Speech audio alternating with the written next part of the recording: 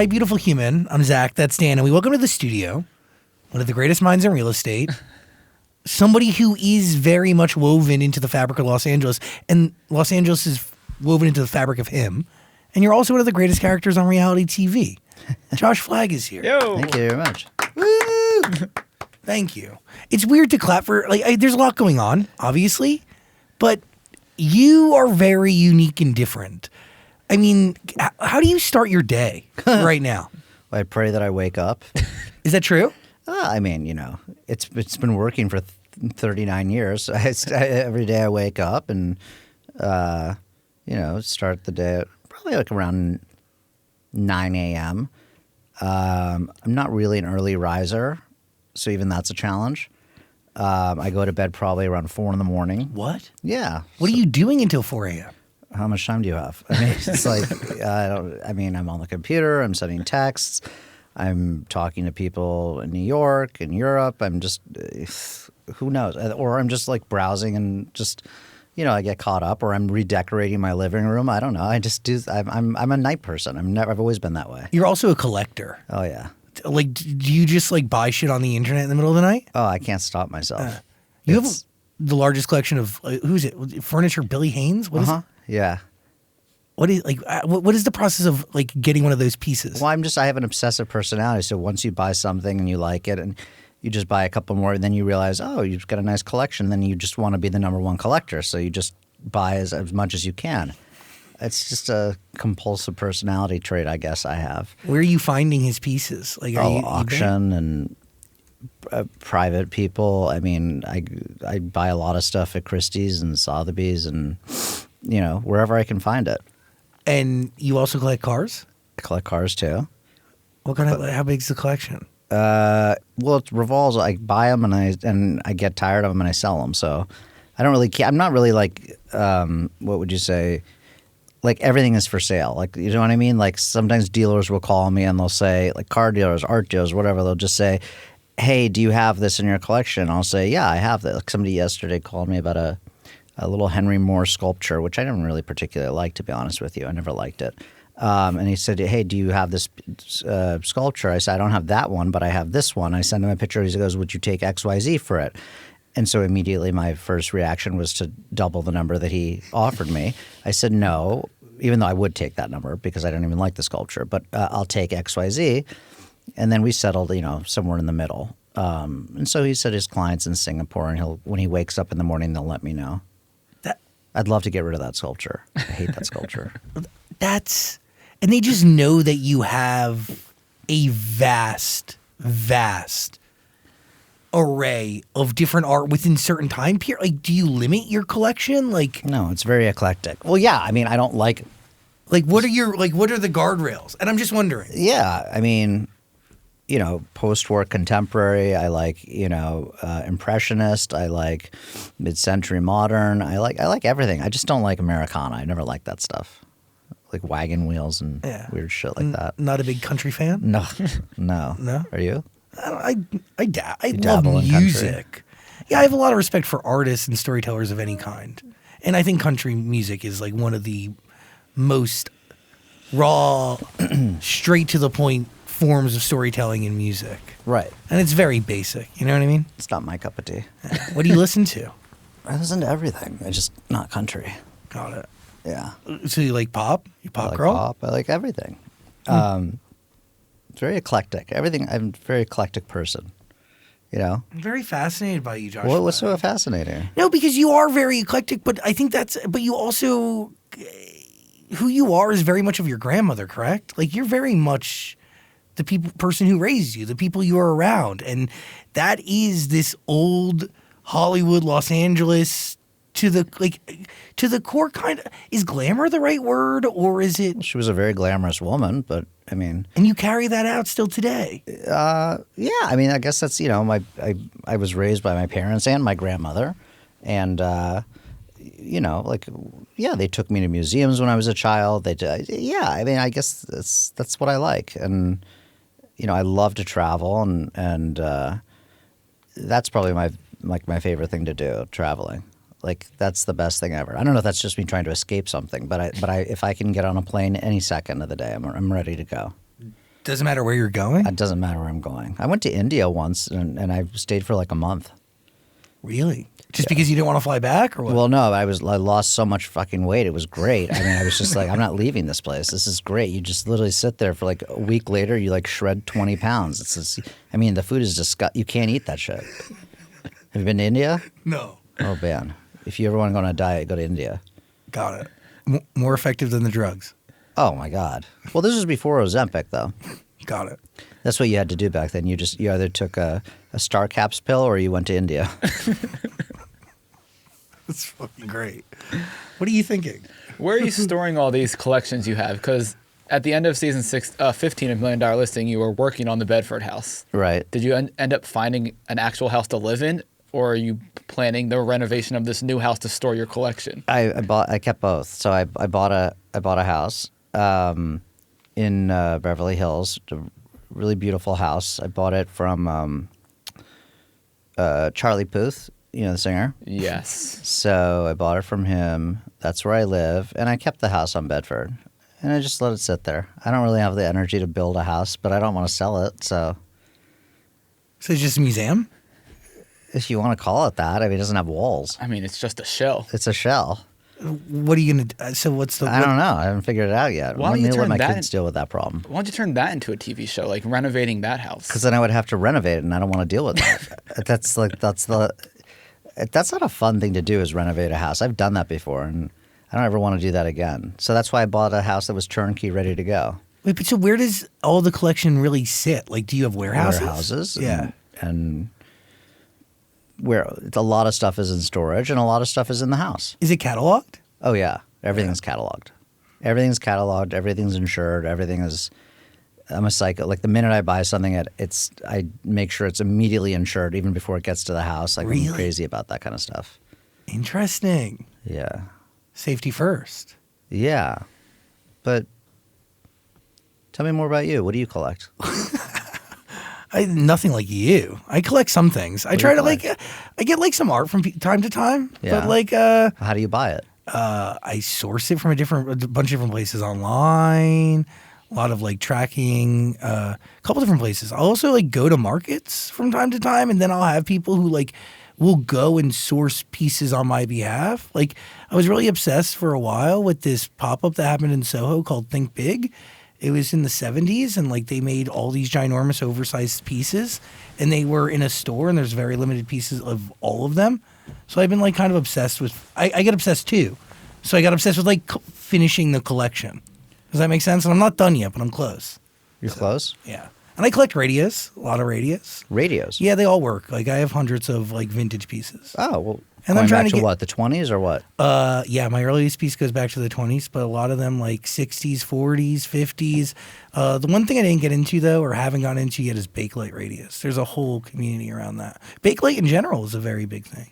You collect How'd you Bakelite? get into radios? I've been on the radio for a long time. Like Yeah, but what made you want to collect actual radios? I got really obsessed with any mechanism that delivered music or information. So I have jukeboxes, I have like 8-track players, and then I got on the radio. So then I got really obsessed with like all the different forms that radio would take over the years. And like people didn't understand, or they maybe forget, that like radio was so pivotal to the way people lived and operate every day that a lot of brands adopted it in their marketing strategy. So like you can get like Coca-Cola bottles that are radios, to like Hershey chocolate syrup bottles that are radios, to Tropicana oranges. Like radio is everything. Cartoon characters came in radios. have a Transformers face for radio. came in radio. Thank you. You're welcome. It's the nicest thing anyone's said to me. It's okay. Probably in the last 6 months. So Yeah, yeah, I collect radios. That's what I do. I like that. You know, the value's a little bit different. You know, they're insured though. That's good. Yeah, I had to insure it. You have to. Insurance is a terrible thing. Well, It's a blessing and a curse. they'll fuck you every time, the insurance company, but if you don't have it, you're really screwed. What has the last couple weeks taught you about insurance that maybe you didn't know? I think we're still trying to figure that out. I mean, if you have a good insurance company, they're being good. They're not. It's the problem is these insurance companies, like these little shitty ones that are not well funded and have way too many accounts. Those are the ones I'm worried are going to declare bankruptcy, and they're going to really screw up these people. But like Chubb and like big companies like that, you really don't have to. Well, I mean, I guess I can't say you don't have to worry, but you have less to worry about. But, a lot of my friends that lost houses, they've already started to get, rental houses, and the insurance companies are cooperating. So that's good. Are you seeing that mostly as cooperation? Have you heard? Well, I'm not interacting with the insurance company myself, but from what I'm seeing, like I'm CC'd on a lot of emails. Yeah, that it's kind of hard to argue. The insurance companies love to argue. It's kind of hard to argue. If your house is burnt down, it's burnt down. It was either insured or it wasn't insured. It was insured for XYZ. That's what the payout should be. It's kind of hard to nickel and dime the person. I mean, they'll try. That's what they're trained to do. But 1 + 1 is 2. One of the things I've been learning or hearing more about is the FAIR plan. So if people were in situations where they did not that's have not good coverage, which a lot of people didn't, right? Within the last few months. I mean, that's one of the most common stories I'm hearing out of the Palisades. Well, because insurance was so expensive. Yeah. And people, State Farm was dropping policies, no? Left and right. But a lot of people I know decided to self-insure, or I don't know that many people that had the FAIR plan, but there's definitely, they were out there. Maybe that was not the wisest decision, but who thinks their house is going to actually burn down? Say you live in a house for 30 years, you never had a problem once yet. It's oh, is this going to be the time? It's think about all the money you could save over the years had you not had insurance and there was no problem. But then that one day happens and there is a problem, and it's not pretty. Can you, in layman's terms, kind of explain how even insurance is done, right? Because, from my understanding, a lot of the equation is, against 1,000 years. Your home should exist for X amount of time, and what you paid for it versus how long it should exist kind of figures out your yearly policy and a bunch of shit like that. But when houses are prone to disaster, it throws the whole thing out of whack. I don't really understand how insurance companies make money, because I've always thought to myself, how do these companies make money? But then from what I've always been told is that when you buy an insurance policy, a life insurance policy, I guess where they make their money is that people have these policies, they keep them for years, and then they just let it lapse. So when you let it lapse, there's no payout anymore. People get tired of paying, or people don't have the money to pay anymore. So where they make their money is on these people that pay what's called term. There's universal and term. Universal is basically, how do I explain this? Term is basically I'm going to pay every year, and then when I stop paying, there's no more insurance policy. Whereas a universal, you're paying every year, but it's going towards, you're paying down, like a mortgage, you're paying down the policy. There's equity.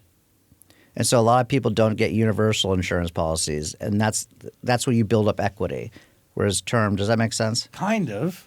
It's very Term is complicated. like rent. How's that? Yeah. Term is like rent. Once you're done, you're done. Whereas universal is a mortgage. You're putting money into the pot every month or every whatever, and by the time the policy comes to an end, you've saved up a certain amount of money that there's money to pay off I get it. Your children or whoever your beneficiaries are. So what are you seeing in terms of the landscape changing? In terms of, two things. Will insurance even go back to these areas and be willing to insure new houses if they don't meet I'm sure criteria? some of them should, because they'll be so expensive. They'll be happy to have those accounts. Yeah, I think they will. Yes, I think they will. I just think it's going to be a lot more expensive. Do you think this changes the way houses are built in the area? No, because today people have there's building codes that are excellent. They're different than what they were 30 years ago. Nothing changed. It's the problem is that the houses that were built 40, 50 years ago that were, had timber roofs and things like that, those are the ones that are going up in flames. But people, they haven't allowed houses like that to be built in a long time. What do you think a timeline actually looks like? Between of when it's done? Of rebuilding the area at all? Are people even feeling comfortable 7 to 10 years? Come back, yeah. For sure. I don't think there's even utilities. I don't think there's electric. I don't think there's plumbing. I don't even know if you wanted to buy one of those lots out there. If you could, I don't even know if the title company would allow it. It's like Mars. Do you know people going and trying to seek opportunity right now? I keep getting people that reach out to me that are asking me, and and I keep saying the same thing. I'm like, look, even if I wanted to sell you something, I can't. There's nothing to, we can't sell anything yet. There's nobody, these people haven't even seen their properties yet. They don't even although I am going to go, I think on Thursday, I'm going to go check it out. I'm going with a friend of mine has a press pass, and so we're going to go check it out. Is that really the only way to get in right now? Unless you're a police officer, I guess. There's some areas you can access, but a lot of the areas you can't access. Yeah, I tried the other day. There was too many National Guards. They wouldn't let me in. Where'd you try to go to? I tried to drive through Santa Monica up to the Palisades just because I wanted to see what it looked like in person, and everything was. Where just did they blocked up. stop you? I forget what road I was on. It was one of the side roads. I forget You what went it from was. PCH or from? It was just like I went off of Montana. Like I went down Santa Monica and And there was a National Guard just There sitting was there? National Guards with their Hummers on every corner, just not letting people in, and they had every street blocked off. I was like, yeah, this is scary. I really don't think this needed to happen. Yeah, I heard you say that if Rick Caruso would have won, this wouldn't have happened. Oh, there's no question about that. And then I love some of the people that saw that, commented on my Instagram. Oh, what does Rick Caruso control the wind? No, it's not about Rick Caruso controlling the wind. Obviously, I'm not stupid. Like if there's wind and fire, you're gonna have a problem. The problem is that there was no water in half of the tanks. That's the issue. The problem is that there was the shrubbery was 6 times the length that it should have been. Yeah. That's the problem. There's And no control burns. what? There's no control burns or fire management. It's very hard. They really were not well equipped, and even the fire department said that they weren't. Underfunded, not equipped. I would not want to be Karen Bass right now. It's wild and devastating, and also I don't know, man. This is changing the city forever. But what do you learn about LA over the last 2 weeks? What have I learned? I'm trying to look for something special or sentimental, like people coming together. Nothing really. I mean, I know that there's a lot of people that are willing to pay anything to get out of there to find a house right now, and people are lined up around the block at open houses. That's something I have found to be interesting. Sad? Yeah, sad. Well, what's sad is the people that are putting their houses on the market to take advantage of them and are raising the prices. That's sad. It's not okay. No. I guess they justify it, though, because what's the difference? We're not hurting anybody. Their insurance companies are paying for it, which I guess I do see that point. But there's a lot of people that don't have insurance, so that's not cool. To take advantage of any situation like this is terrible, but also even if you're going to raise the price because the insurance companies are paying for it, that's going to have larger effects on every other consumer, right? Because the insurance company has to find that money somewhere, right? So what you're going to find is either their next policy is going to be even more astronomical. That's true. Or it's going to be passed down to everybody else. Yeah, that's true. That's a way to look at it also. I'm also curious to see what happens with the cost of building. You know that the contractors are going to have a field day. Oh, totally. And they're saying that there's going to be no red tape, so it's going to be, as little restriction or, permitting as humanly possible to just clear the lane. If I was Karen Bass right now, aside from just a good PR move, I would immediately say we are going to do everything. We're going to get rid of the ULA tax. You know what that is? ULA tax is anything over $5 million that you pay percentage towards homelessness. Well, these people that have lost their homes that want to sell their properties and move on with their lives, they should get rid of that tax because that tax was implemented a few years ago. Nobody likes that tax, but at least for those people. And then the people that need to rebuild, they should get to the top of the line, in terms of permitting. If somebody's building their house in LA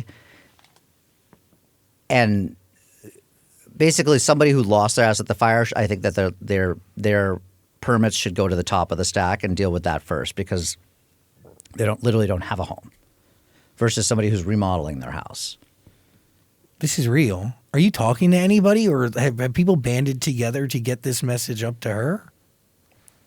Talk is cheap. People say things, but it doesn't mean it's going to happen. I'm just giving you my opinion. Yeah, action's everything. I can't really make anything. I can't do anything about it, but maybe somebody can. What happens to the listings that you already have that were in the Palisades that weren't sold and those houses are gone? How does that work? Well, that are burnt down or what? The houses that are burnt down. There's nothing to sell.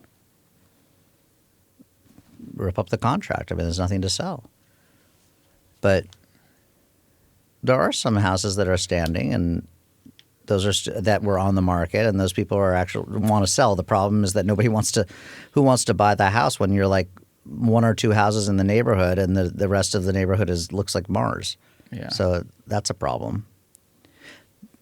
That's the issue. I wonder what happens. You know, I don't think insurance companies pay you for the decrease in value of your home if there's no destruction. You know what I mean? Like, say you're the only house on the street and you're in a barren field, your house just went down in value. I don't think insurance companies cover that because there was no loss per se, but there's certainly a loss to the value of the house.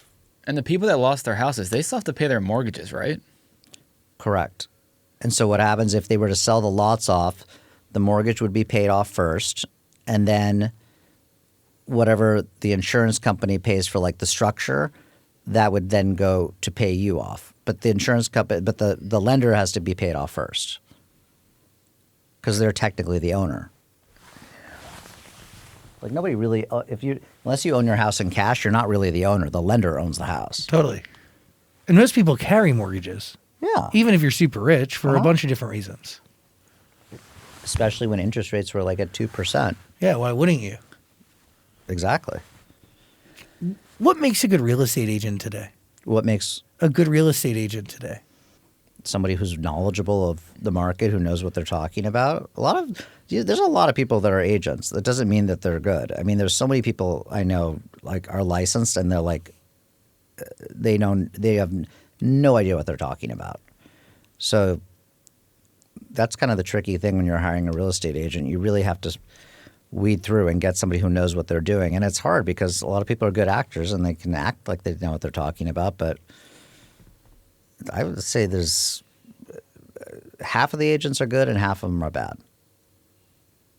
What makes a bad one? I don't know, like you're a real estate agent that like is married to a wealthy guy and she's just doing this as a side hustle to buy handbags, you know? Like this is her side gig. Like I don't think somebody should do this as their side gig. It's a job. That's a real job. Yeah. I also think like you have a strong sense of community and understanding. And I think that's important. And you seem to know your clients in a way that's different than most.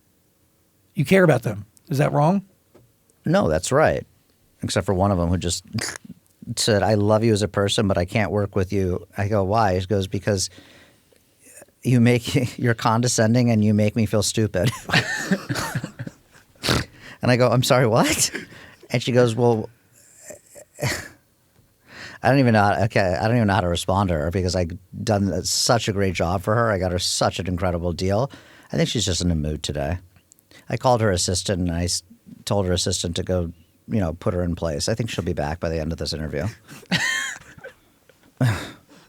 Isn't that the right relationship you want to have, though? The fact that, like, yes, like, they can be honest, but you can be honest back. And there is, like, dude, you're I would think so. I said, tell her to go work with somebody that's willing to tell her everything she wants to hear and is not going to tell her the truth. but you need that, Exactly. right? Like, that's what a good friend is, dude. Somebody who tells you not what you want, but what you need. That's what I think. I feel like these clients always feel like their house is worth more than it actually is. Always.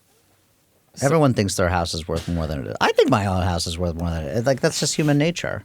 But the problem is when you go on a listing appointment and you're interviewing, you have to always go in there knowing that somebody else is going to tell the homeowner what they want to hear. And human nature is to go with whoever tells you the highest price. But hopefully the owner of the home is smart enough to sniff through the BS and go with actually like the broker that knows what they're talking about.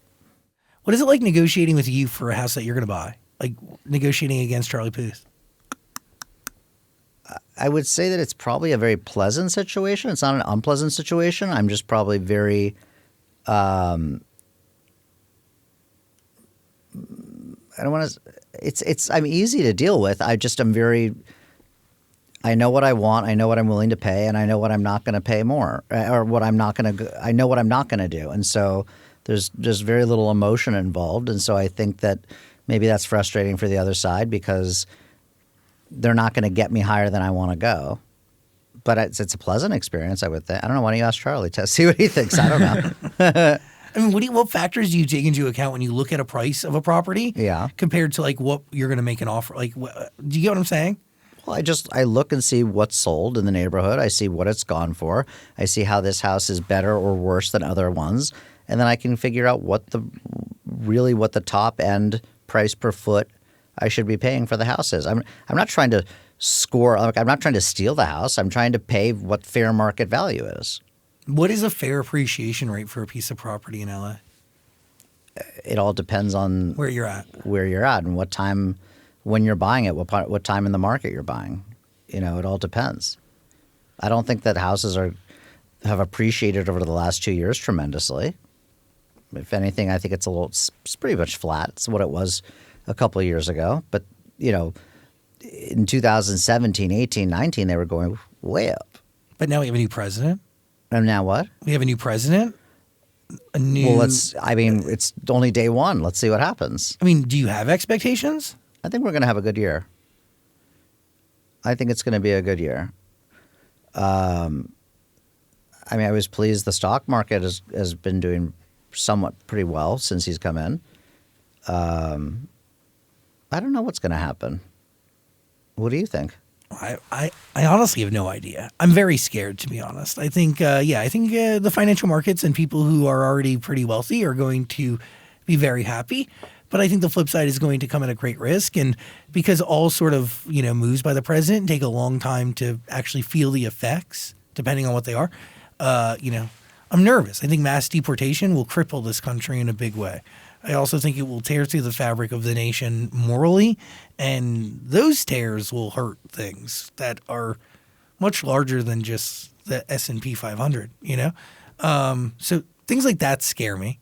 Also, like the understanding that LGBTQIA rights are out the fucking window, and it's just a fucking scary time matched with this idea that people who are already in a good place have the ability to further their financial success. So it's a very conflicting thing, Yeah, we'll see. But also it's sometimes you don't see the effect of a presidency until years later. Amen. And that's I can make the case all day that the first Trump presidency, the economy was on the rise at the first half of that thing because of Obama. Joe Biden inherits something crappy. He turns it around. Trump now inherits something great from Joe. He claims it as his own, whatever. All while trying to lower the price of eggs, but he's already made it clear he can't do that. So I don't know. It's going to be a really interesting few years. Yeah. It'll definitely be entertaining. Oh, I'm excited. That's one thing I missed. Did you? Oh, that was fun. 4 years ago, wasn't it fun turning on the TV every day and watching him make a fool of himself? No, I genuinely enjoyed living in a world where I didn't have to kind of worry about that. And when I needed to worry, it only got really bad. But you didn't find it humorous and funny to watch? Oh, totally, because it is a TV show. But also at the same time, I was more scared. And yeah. I think the weight of the presidency and the power that exists at that man's fingertips should never, ever, ever, ever, ever, even for a split second, be forgotten. And now he's more powerful today than he was 4 years ago. Right. The Supreme Court has given him even more power. So the weight of the presidency should never, ever, ever be misunderstood. Yeah. And it's more than just No, it's not like the Queen Mother. It's not a figurehead. No, not at all. And yesterday was a crazy experience. You watch any of the inauguration? I watched half of it. Did you catch him signing documents in a giant arena filled with people? I did not. So weird. I did not. Weird. It was dystopian. I did not catch that. I did think it was when he was speaking. I thought it was interesting how I was watching Biden's face and Kamala Harris's face, and they were just mortified. And Hillary Clinton laughing. Also, a neighbor is Kamala Harris. She shut down the 405 this morning. She lives in Brentwood. She what on the 405? She shut down the 405 this morning. Oh, she came into town? Yeah, she's here. She's definitely They going to live shut down here. the 405 for her? Yes. For momentarily. Right. It's not like a... Do they do that in the Secret Service once you're out? Yeah. You have Secret Service, but I don't know that they'll do a motorcade. I don't. We can tap into Kelsey and Cam. They did shut down the 405 this morning, right? There was a backup? Pretty sure. There was, yeah. Yeah, it's still pretty new. You know what I mean? Yeah. She still deserves some protection and security. Oh, absolutely. I'm a big Kamala Harris fan, but Maybe next time. Yeah. Maybe next time. Yeah. You going to vote for Rick Caruso for mayor next time? Oh my God, of course. Yeah. You want the whole city to be like the Grove? Do I what? You want the whole city to be like the Grove? I support anything that Rick does. I think that he's an incredible businessman. He's really a great person too. He's a genius, yeah. He's just what a cool guy. When you see the city and you think about rebuilding efforts, what do you want people to keep in mind as like they now go into this? I mean, dude, I've heard the governor like refer to it as like 2.0, like LA 2.0. Did you hear that? I didn't, but that's interesting. I mean, building codes were fine like 5 years ago. I don't think there's nothing. I don't think anything needs to change. It wasn't the houses that was the problem. It was a fire department that was not well equipped, management, those kinds of things. Would you ever run for mayor? No, but it's interesting. I would run for city council in city of Beverly Hills, but in Beverly Hills, it's a revolving position. So when you're elected into council, you automatically become mayor like within 4 years. So you're going to do it? If I run for council, but that won't be for a while. I'm a commissioner right now, but that's enough. What does that really entail? We commission. Makes sense. Yeah, exactly. And you sit on the board of governors at Cedars-Sinai? Yeah. That's a big deal. No, it's not. Okay. When I think of like LA socialite and status symbols and like also like there's very few famous hospitals of the magnitude of Cedars-Sinai. I don't know. But board of governors is not like there's a board of directors of the hospital and there's a board of governors. The board of directors are the people that really make decisions. Yeah. Board of governors, you write a check. Yeah. It's still cool. But it's important to do that because it's a great hospital and yeah. You get seen real quick, eh? I can't comment on that. I mean, the next step is like a name on a building or something like that, a wing. That's not really important to me. I don't really care about that. What is important to you? Travel, Yeah. interior design. What do you think of our studio? What? What do you think of our studio? I think it's beautiful. You don't lie. It's horrendous. It's under construction. Yeah, Okay. Josh, we're in process. Yeah. But no, I love travel's really important to me.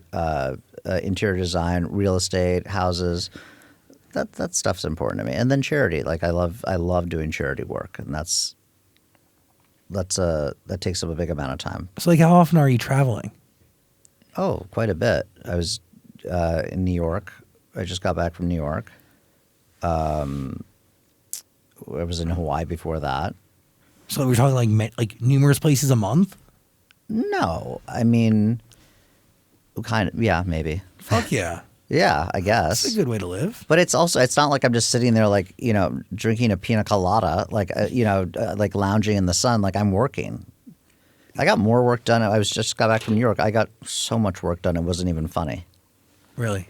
Yeah. You just negotiate on the phone all day. Oh my God, all day long. How many listings would you be juggling at any given time? I can't take more than 10 to 20 listings at a time because Really? I can't be in that many places. So like most top brokers take 50, 60, listings at a time and have a team of like 100 people, 60, 100 people. Like it's just me, and I like to keep it that way. Why do you keep it that way? Well, because my clients are paying me a lot of money, and I think they deserve to get me instead of to get like, some intern or some, recent licensee who just graduated from USC. I don't think that's fair. But that's how most high-end brokers do it. How'd you learn how to negotiate? That's something you don't learn. That's just something you have or you don't have. When did you realize you had it? When I was a child, What were you negotiating over? everything. Everything was a negotiation. And it still is. Yeah, everything's a negotiation. But you can't teach somebody how to negotiate. You either have it or you don't have it. Will you take on a house that you don't like or don't believe in? No. Okay. Only if it's really saleable. In the sense that I know that the people are unrealistic right now, but give them 2 weeks, then they'll come around and they'll price it appropriately. Then I will. But if it's somebody that's just like totally out of their mind. Like, no, I don't want to waste my time. Yeah, like, are you really taking on the house, or are you taking on the people who own the house? I'm a shrink. I'm taking them on. Yeah. It's so weird being a real estate broker because you really are like a shrink to the – it's different like if you're a commercial real estate agent. It's all just numbers or whatever. But if you're a residential real estate agent, you're dealing with emotions and families and, you know, I was going to say they should make a show about it, and then I just realized we have. Do you ever realize do you ever wonder what makes you a great reality show character? Or do you fully know what makes you great on TV? I know because I'm not acting, whereas most reality stars or whatever are acting. They're playing a part. I'm not doing anything different than I normally would do. It just happens to be a little black box with a screen in front of it, a camera, you know, capturing it. That's the difference. I think that's what people like is that I'm just like there's no difference right now if there's a camera here or if the camera turns off. You know, I'm going to be the exact same person. I think that people can see that. Were there ever moments where you thought about maybe playing a character or taking elements of your true self and kind of elaborating or exacerbating it? We've thought about doing a show like that before, kind of like a curbed version of real estate, like where I play myself, which would give me more liberty to do things that I can't do because they're just not appropriate. But things you think about doing? What? But things you think about doing? Oh, yeah. Well, yeah, I can't tell you how many things that we film that get cut. I mean, half of the stuff we film with me goes on the cutting room floor just because it's not appropriate in the woke environment that we're in. I think it's funny, but... How much say do you have in the final edit, or do you have no say? I don't have any say. I wish, but they're respectful to me, though. The production companies, they know I've done it for 20 years, and they don't. They want it. You don't want an unhappy cast member. It's just going to be a nightmare down the line. So what's the update with season 16? Have you guys discussed it, or is that up in the air? Aren't we on season 16? Then was it just? I 15? always mix up what season we're on. I think we're 15 was the last season, is right? it 15? Or was it 16? I feel like it was 15. I don't remember. We just wrapped, and we just had our 15th or 16th season. And we'll see. Who knows? You never know. Every year, it's you just wait and you find out. But the ratings were great. That's so funny. I can see your pilot in my head. Like you waking up, it was in your bedroom, right? Like it's like I can still see it. It is one of the greatest reality shows to ever exist. Like that's very. I appreciate that. It's true. Like, I mean, there's a reason why it's been on for fucking ever, but it also balanced this perfect. It struck a balance between personality and information and knowledge, right? And like introducing people into a world that very few people have access to, and it just. Well, perfect. It's interesting because we were the first one to do it. You know, now we have Selling Sunset and you know all these like 1,400 different shows. I can't even keep up with them, but ours is the longest lasting one and is the first. So I guess that does say something. Yeah. I'm the only character still left from the beginning. Will you do it till the end? Until I'm in a wheelchair, sure. Have you made that commitment to yourself? Yeah, because it's not. I like it. It's fun. It's not like a task for me. You know, I enjoy it, and I think at this point, let's see. I started when I was 21 or 20 or 21. I'm 39, so. I definitely am the longest yes. talent on Bravo. There's no question. There's no one else that comes as close. But yeah, I've been doing it for more than half my life. Huh. But a lot of that has to do with dealing with you, right? Like they clearly enjoy dealing with you. Dealing with you, like in a production sense. Oh, I wouldn't go that far. I mean, I've gone through many producers, but they've kept you around. I don't think they had a choice. Explain that to me. It's ratings. It's like what sells. I wouldn't call myself like an easy person to work with in terms of filming, because mostly just because like I do things the way I want to do that, and if I don't like it, I won't do it. Whereas a lot of people could, you know, when you're filming a show, a lot of people that are on a show may cave to what a producer wants them to do, but I just don't do that. So there's a lot of frustrated people with me, but at the end of the day, I'm very nice to everybody, I think.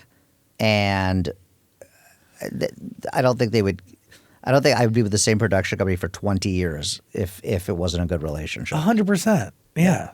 Dude, most people get cut for like strategic reasons. You know what I mean? They're a pain in the ass to deal with. You can't strike terms, Oh, whatever. they'll tell you I'm a pain in the ass to deal with, but I have a sense of humor and It's worth it. and I'm self-deprecating and I admit that I'm a pain in the ass to deal with. And I think they like that. At least I know my faults. Dude, like I'm totally aware of them. Awareness is everything. Yeah, I'm totally aware of it. I choose not to change, but I'm totally aware of it. It's very healthy. Yeah. Very, very healthy. Are you gonna miss Josh on the show?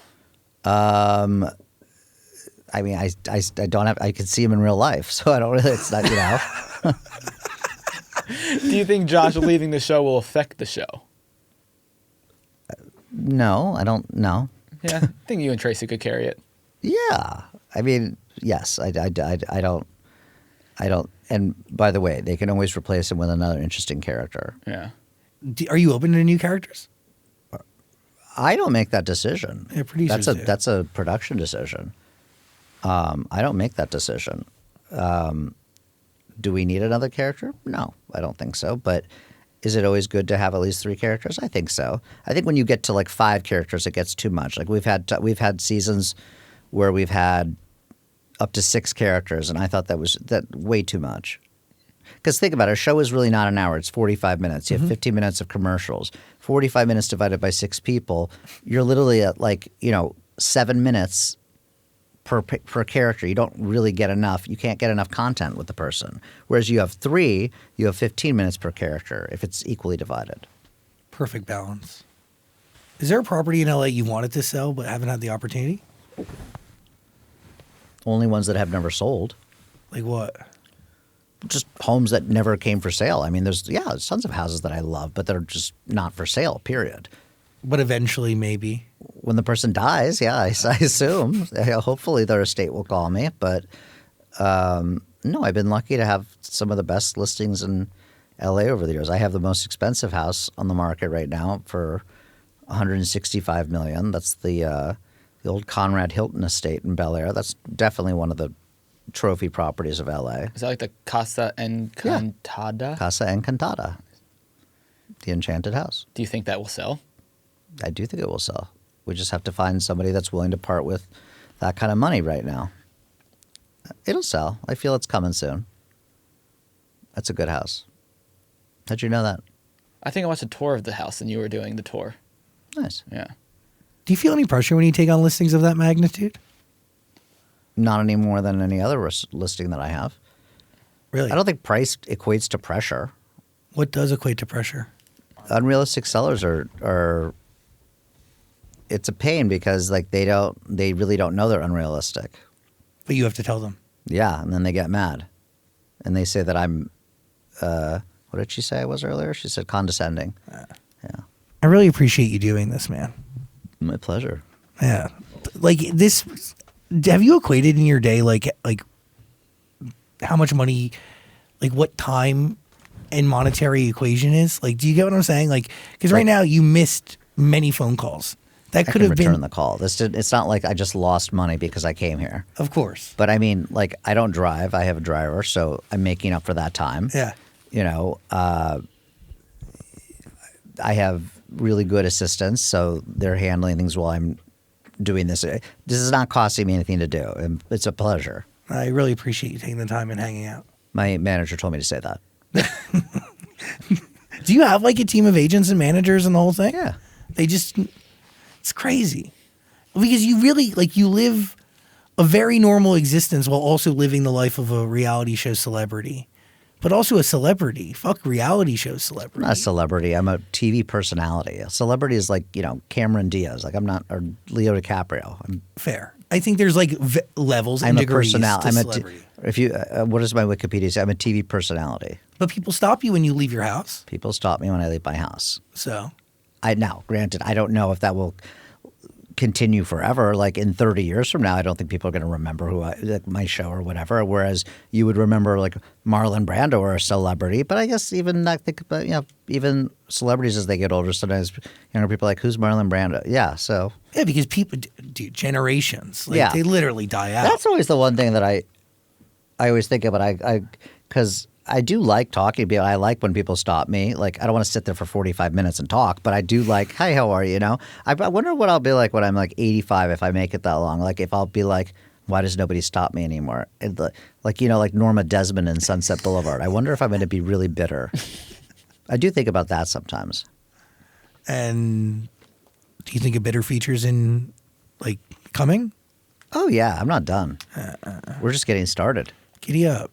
What are you thinking? Final thoughts? Yeah, I did want to ask about like styles of houses because like the modern farmhouses everywhere, and I think they're just atrocious. And all these new contemporary houses, I think they're so ugly. So ugly. They're so terrible. And I mean, I don't know how often you get to the But valley. do you think people said that in the 60s when they were building what today people like these beautiful like mid-century 60s houses like you'll see in Palm Springs? Like, those are cool.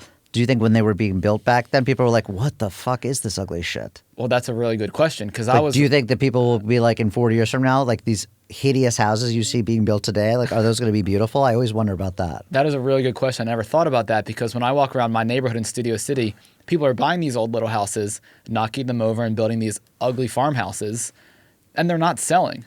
So I'm just wondering, I guess that is a good point. What's it going to be in 15, 20 years? Will people be... I would think that the answer is no. I think that there was more quality to the craft maybe when they were building in the 60s. I would like to think that. I don't know. I can never see some of these modern Bird Streets houses that sell for like $30, $60 million and they're just so ugly. They're atrocious. Oof. They're so ugly. They're like just it's like Vegas on steroids. Like, Yeah. I hate it. And it's interesting because like you go to the Valley and get like a $3.5 million one or you see like a $30, $40 million one and they look exactly the same. Just one is on steroids. The other one's a bit tinier. That or, well, you would like to think that the 40 million had better quality construction, but maybe that's not the case. Yeah. How long have you lived where you live? I've lived in the Valley for now a year. I was in West Hollywood for 8 years before that. Couldn't What wait made to you get out. choose where you chose to live? I was very excited to get out of West Hollywood. I moved there just because it was kind of in the center of things. And the older I got, I was like, I don't need to be here. So I moved to the Valley. It's cheaper. It's a bit more of a family neighborhood. And it's much nicer. You have kids? No. So what do you need a family neighborhood? I just don't want to be around. I just like to be around more of like a suburban neighborhood. Cool. And it's walkable. Where do you live? I live in Encino. And why did you choose the Valley? I wanted space because I have a bunch of dogs. And I lived, I lived in West Hollywood for a long time. Lived in Empire West, lived at Park Wellington. You lived at the Empire West? Yeah. That's a great building. Very undervalued. I totally agree. Compared to Sierra Towers, yeah, 100%. Well, Sierra Towers is a much better location. I think for privacy and you get more height, so you get a little Not bit better privacy. views. One is like a mile and a half more west. Like what Empire West is essentially La Cienega, where Yeah. Sierra Towers is essentially Doheny. Yeah, totally. It's right on the border of West Hollywood and Beverly Hills. Right, which is such an amazing location. Yeah, it's great. I lived on Carroll for a while too in those townhouses. Oh, those brick ones? Yeah. Oh, yeah. That's funny. I don't know why I just said that. No, but Empire West is a great building. Very undervalued. I agree with that. Did you own in there? No, I rented with my friend.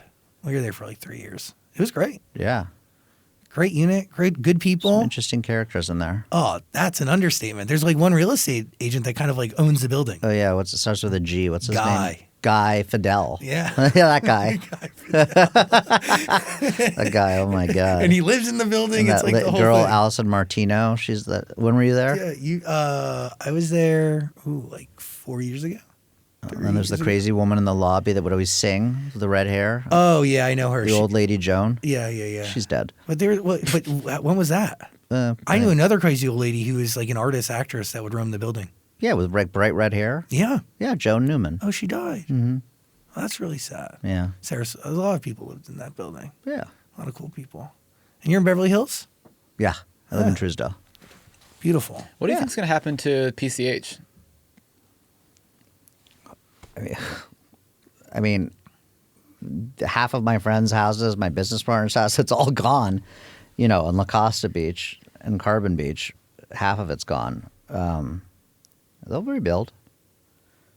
I'm less worried about that than the Palisades. What makes you so concerned about the Palisades over PCH? I just mean like there's less houses to build that were burnt down in Malibu. True. Would it be possible for like if let's say the people in the Palisades don't want they just like want to move on? Could a developer come in and just snatch up all those properties? Yeah, but why would you want to sell it to a developer? Well, They're going to pay it less. I didn't know if they just want to kind of get out of it and move on. I wouldn't advise it, but nothing's going to happen for a few years, I guarantee you. Maybe a year. It's really sad. It's really sad. I can only imagine what your phone and all the things you've been working on over the last few weeks has been like. I really like. You're dealing with a lot. Like you carry a lot of people's burdens. You know, it's a big job to have. So appreciate you. My pleasure. Thanks for being here and doing this. My pleasure. Yeah, you good? I just have a really dumb question. Would you ever buy anything at Home Goods? At Home Goods? Yeah. What's Home Goods? What am I like? What? Why? What's the? Can you give me a little bit of background? Home Goods is almost like a. No, I know what Home Goods is, but why? Like what? Why do you want to know? I don't know. I was just like as I watched the show, and I just was wondering if you would ever put anything in your house from Home Goods. No. No. Good chat. Thank you for being here, Josh. My pleasure. I really appreciate it. Josh Yeah. Flagg, everybody. Thank you.